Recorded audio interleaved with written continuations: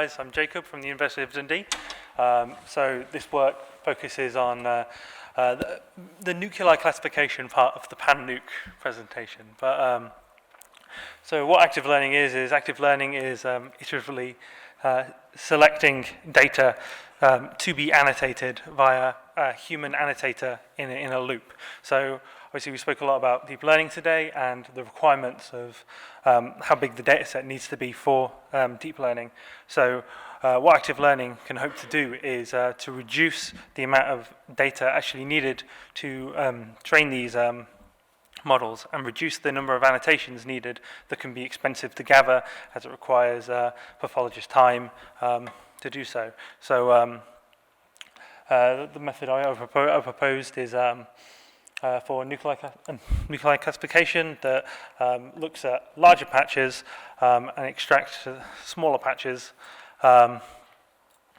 averages that out to have the active learner select these larger patches for annotation, as these larger patches are easier to annotate than the smaller patches.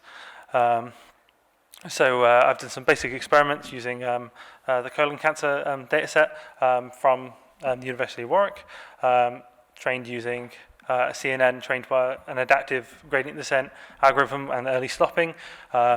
So it's adaptable to each iteration of the active learner. And from these experiments, we can see that using only 4% of the total dataset, we're able to achieve a comparable result to something with 100% of the dataset. But one of the interesting things that came out of this experiment was that traditional active learning methods, such as uncertainty sampling, actually performed worse than random sampling when using deep learning algorithms. So, this insight sort of led to, well, basically deep learning learns deep representations. So by only sampling the uncertain data, deep learning algorithms aren't able to build these deep representations and end up performing worse than a random sample. But yeah, that's it. Thank you. Questions?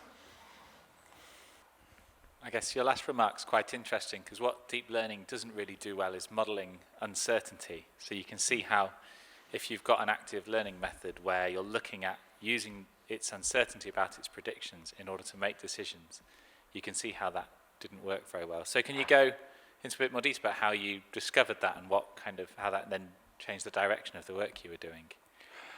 So it's just a number of experiments. So some people have actually been trying to use methods to improve how a convolutional neural network calculates uncertainty.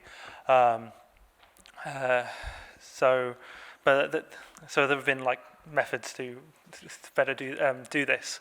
But even using those, the uncertainties from there don't lead to these good results. And the insight for that is that these learned representations aren't representative enough to really build the features for the whole testing set. So when using other query strategies for active learning that focus on a balance between informativeness and representativeness, we actually see much better results than using uncertainty. Even those specially designed for deep learning algorithms to better model uncertainty. Yeah. Thank you. Let's thank our speaker one more time.